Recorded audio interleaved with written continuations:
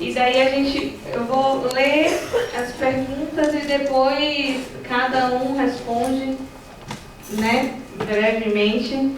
Eu, às vezes, até prefiro que a pessoa faça direto a pergunta. Eu tenho um aqui, viu? Ok. Tá aqui todo mundo que Eu não escreveu. sabia. Porque eu nem, né, porque seria, a gente pensou em abrir um bloco para 5 perguntas, mas seria interessante que cada pessoa falasse, porque eu não gosto muito de ler as perguntas, porque a pessoa vai dar pergunta na entonação que ela queira também. Mas aqui tem o Rosalvo. Rosalvo, você pode fazer rapidamente a sua pergunta? Eu preferia falar.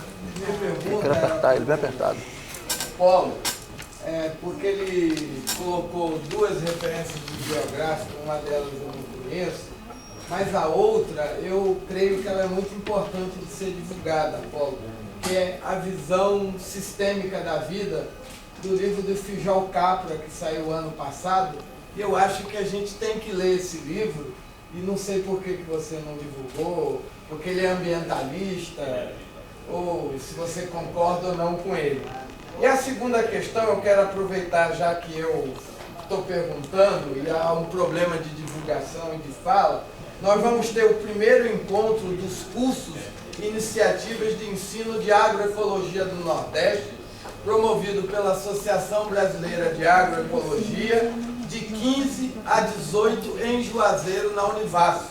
Então, inclusive me pediram aqui pelo Zap, por isso que eu estava no Zap, pediram para convidar o Henrique, viu, Henrique de Souza, convidar você, que as pessoas que estão nessa comissão organizadora desse evento sabem da sua experiência e queria convidar você, e eu estou fazendo de público agora, como você vai e tal, eu já não sei.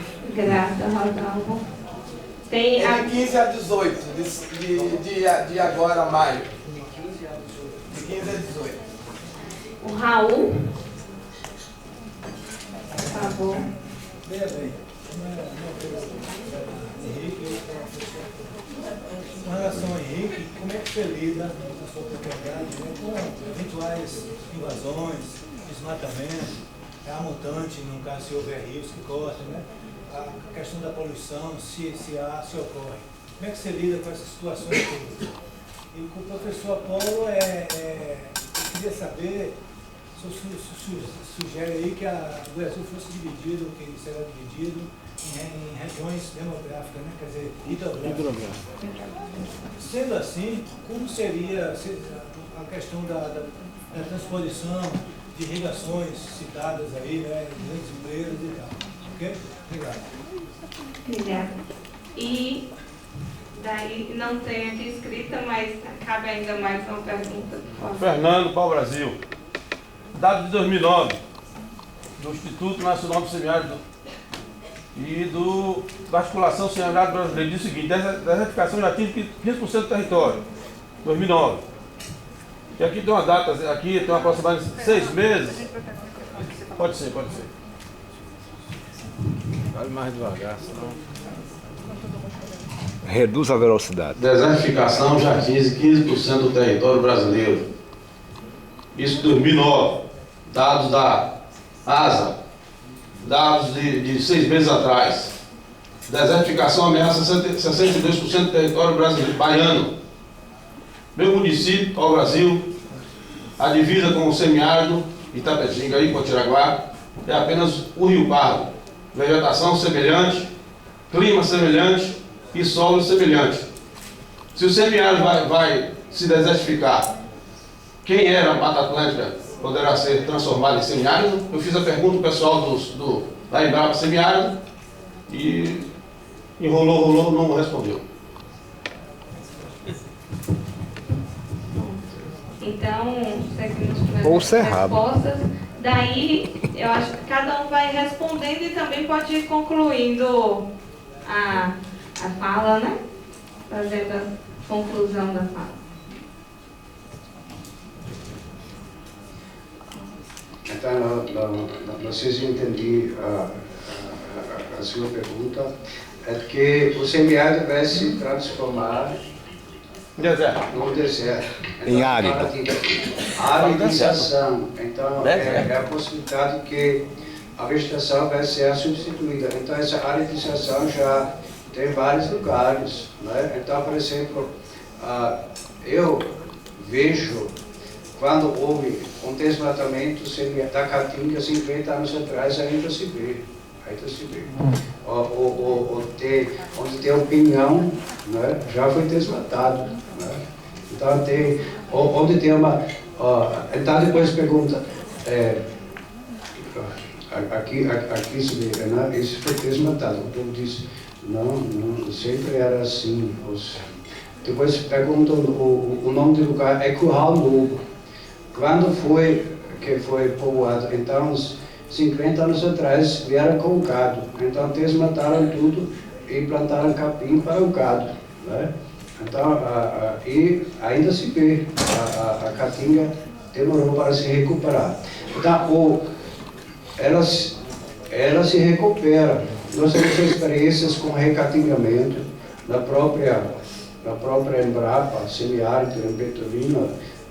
O IRPA fez uma exposição junto com a Embrapa e colocou umas experiências, nós colocamos recatingamento e foi tudo arrumado para a exposição de 2013 e depois houve seca, não fizeram nada, em 2015 ainda tinha lá, o Mandacaru, o museu, não morreram, né? Então é possível, mas aí para de crescer. Só quando chove, então cresce de novo, né? Continua.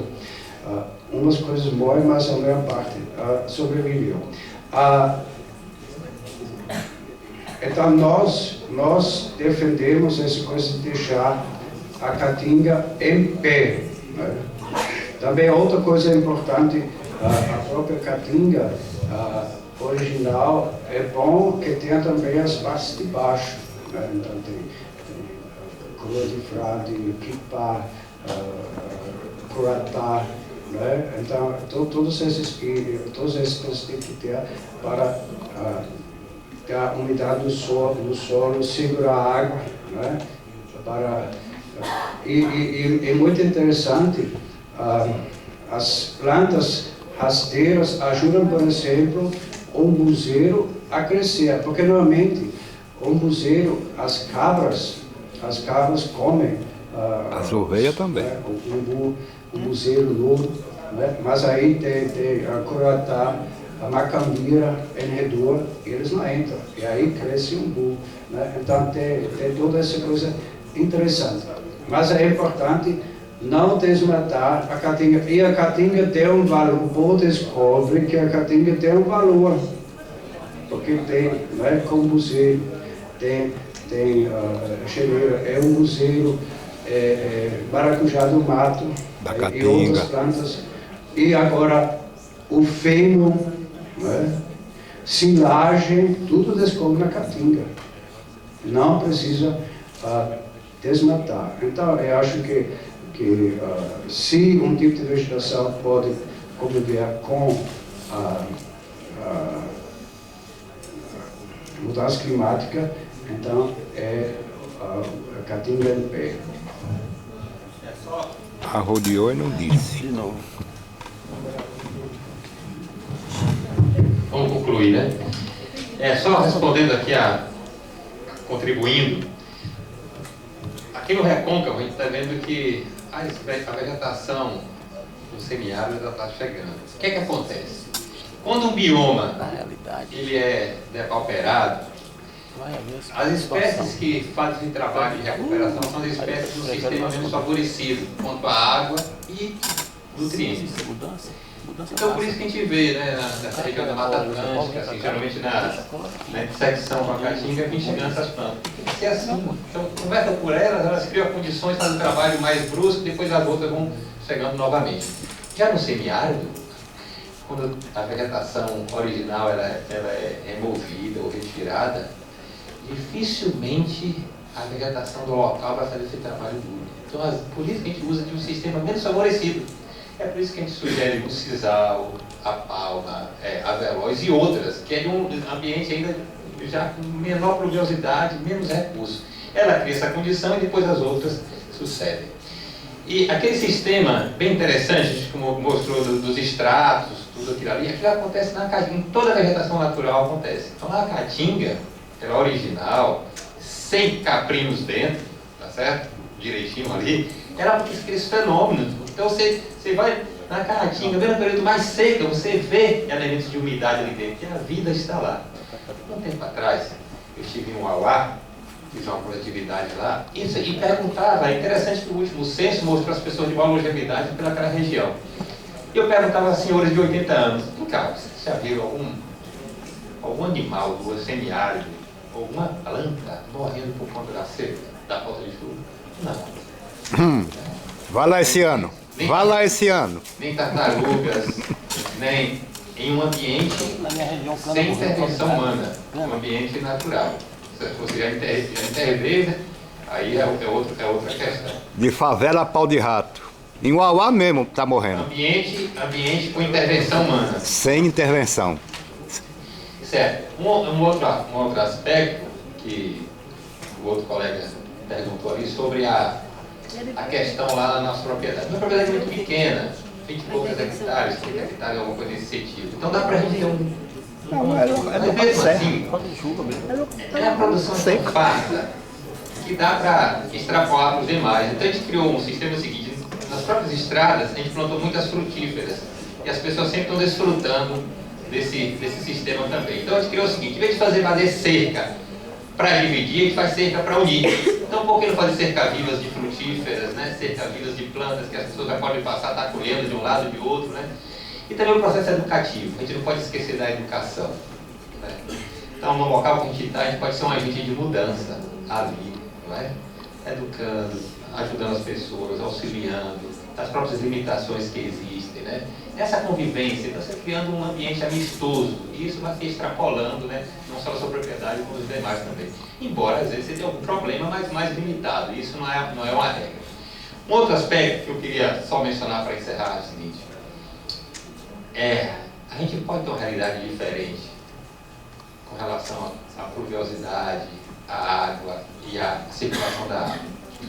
E eu sei que não vai ser com 25 hectares que a gente vai resolver isso. Talvez eu resolva um problema localizado. Mas se fizermos isso em uma área mais ampliada, a gente chega a dizer entre 500 e 1.000 hectares, nós podemos ter certamente uma chuva, uma pluviosidade própria naquele local, e todo o sistema de umidade que a gente vai ter. Isso no semiárido. Inclusive, nós estamos procurando alguma instituição ou pessoa particular que tenha o desafio de fazer 1.000 hectares contínua de um sistema verde, certo? E certamente nós vamos ter ali aquela realidade completamente mudada a nível de pluviosidade, de água.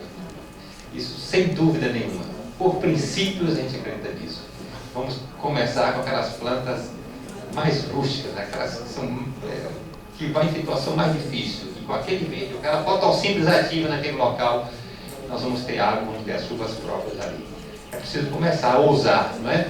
E eu tenho certeza que isso vai dar. Então a gente precisa unir as pessoas, as instituições civis, o poder público, os profissionais, né, os proprietários particulares, sonhar com esse negócio, que isso aqui é completamente possível, tá certo? Agora, para isso, é preciso de mudar o quê? Se eu quero um trabalho novo, tenho que mudar minha forma de pensar, sobretudo de agir, não é? E certamente isso vai começar. Talvez esse resultado que a gente queira não seja para o ano que vem, mas certamente isso vai começar e preciso dar esse início, dar esse start.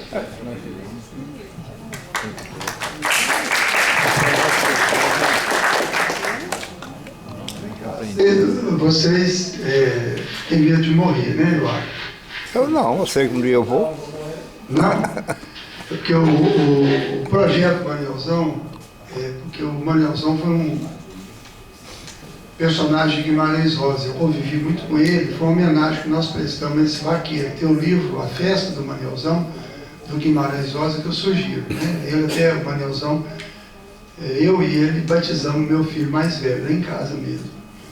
O Manuelzão, eles perguntaram se ele tinha medo de morrer, olha pra você ver, ele falou, não tenho medo da morte, porque sei que eu vou morrer um dia. Tenho medo do amor falso, que mata sem Deus querer. Amor falso é terrível. Mas só para terminar, ele era bem machista, o Manuelzão, né? Ele não era evoluído igual nós. Então, ele fala, no início do século XX, ele falava o seguinte, a força do boi está no pescoço, do cavalo no espinhaço, da mulher na ponta da língua e do homem na cana do braço. Mas, bem machista, né? Só um pouquinho. Deixa pra lá, eu gostava dele assim mesmo, porque eu não sou muito politicamente correto, não.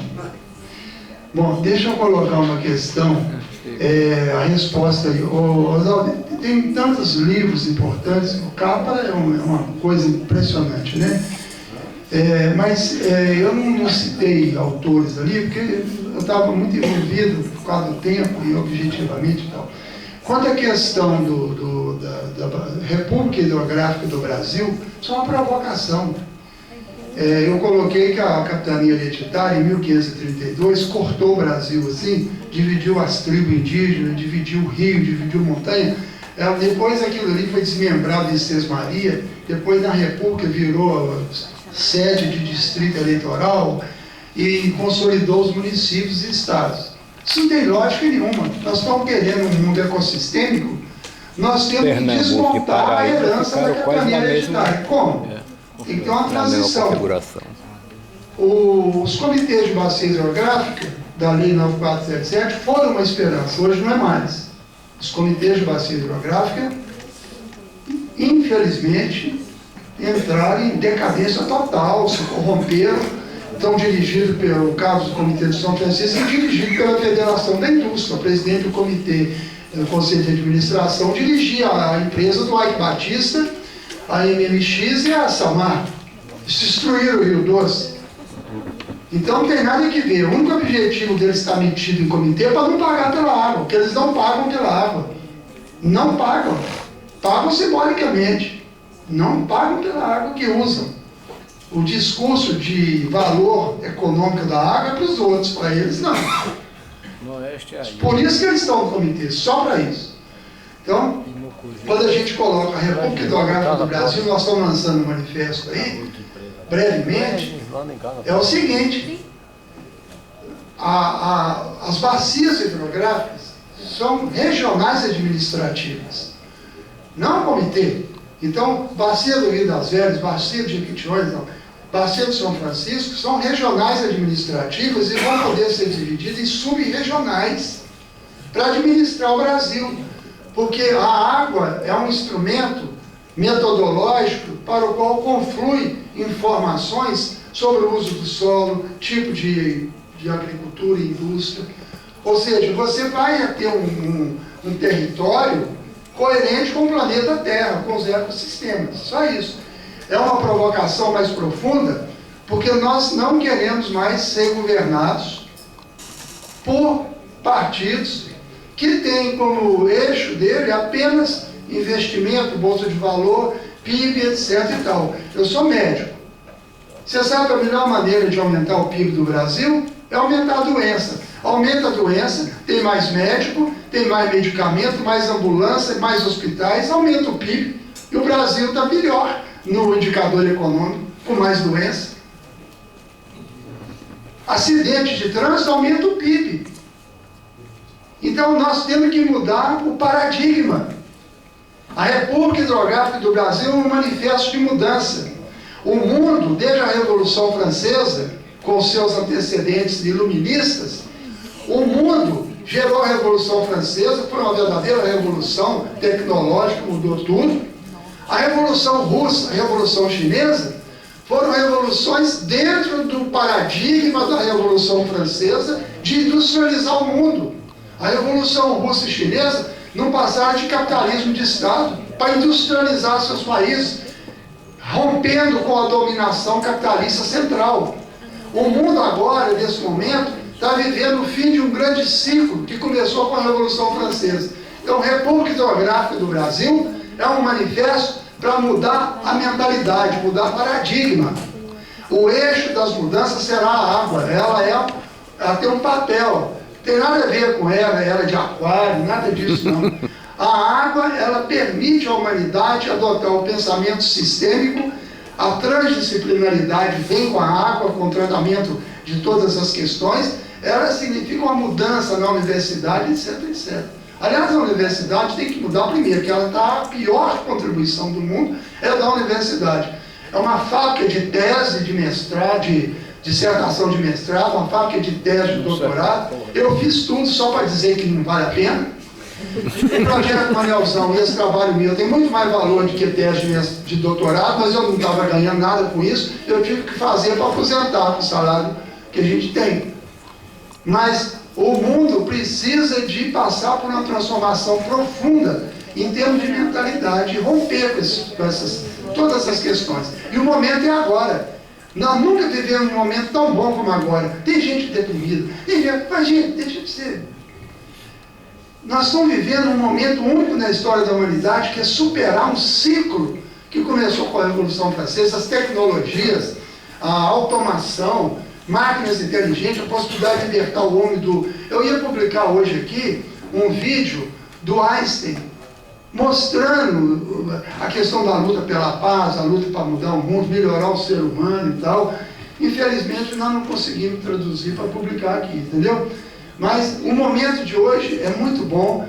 Para quem quer pensar, quem tem ideia de inovar o mundo, nunca teve gente que viveu um momento melhor do que o nosso. Eu acho que nós devemos sair daqui hoje, tomar um cafezinho, à noite tomar uma cerveja, uma cachaçinha, comemorar a chance que nós temos de viver esse mundo de transformação. Quem está pessimista, quem está chateado, quem está resmungando, tem algum problema. Então procure seu médico, procure fazer uma autoanálise.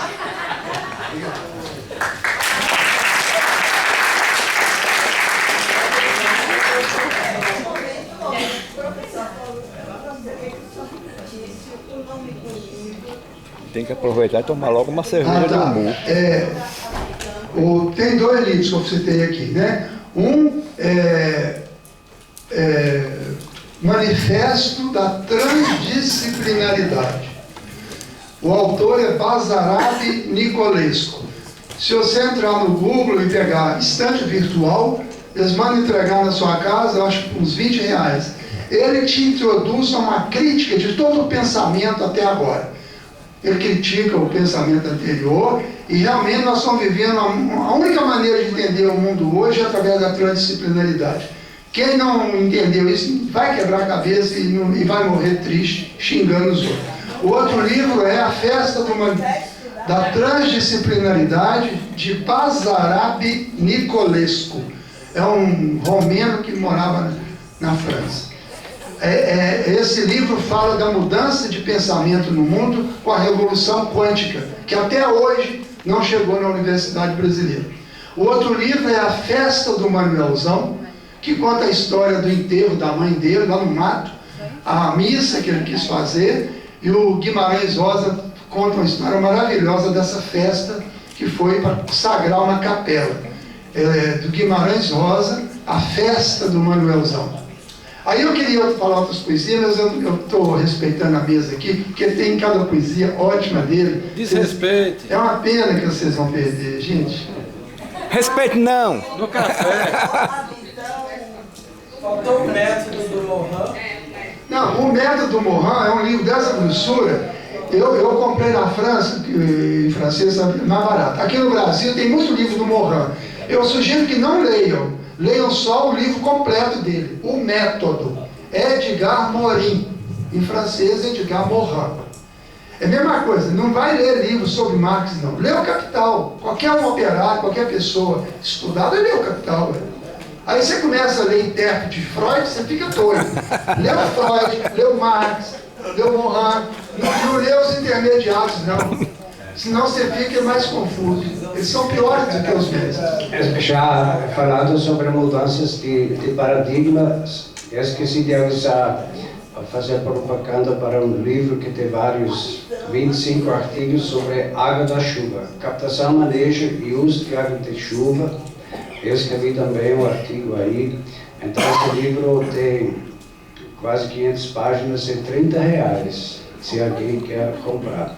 Aqui fez a pergunta, é fazer a possível transposição da água subterrânea. Isso acontece na Arábia Saudita. Tem muita água fóssil subterrânea e tem um aqueduto que vai para a Jordânia, né?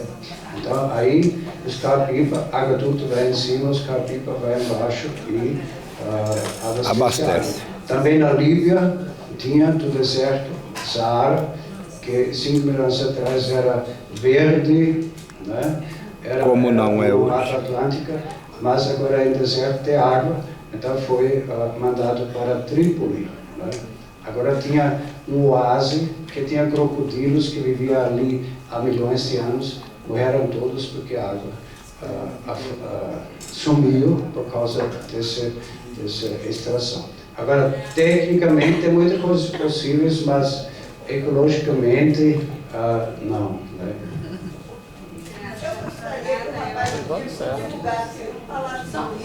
Fala aí, Apolo, a visão sistêmica do Frijol Capo. Mas passa para ela, porque ela quer que todo mundo... Desculpa, gente, porque eu estou nesse papel difícil de controlar o tempo, assim, a gente falta 0 minutos para fechar o auditório, mas a gente tinha garantido que meio minuto o Renato falasse que ele chegou ali, daí... Então, obrigado aí. Deferência. Alô?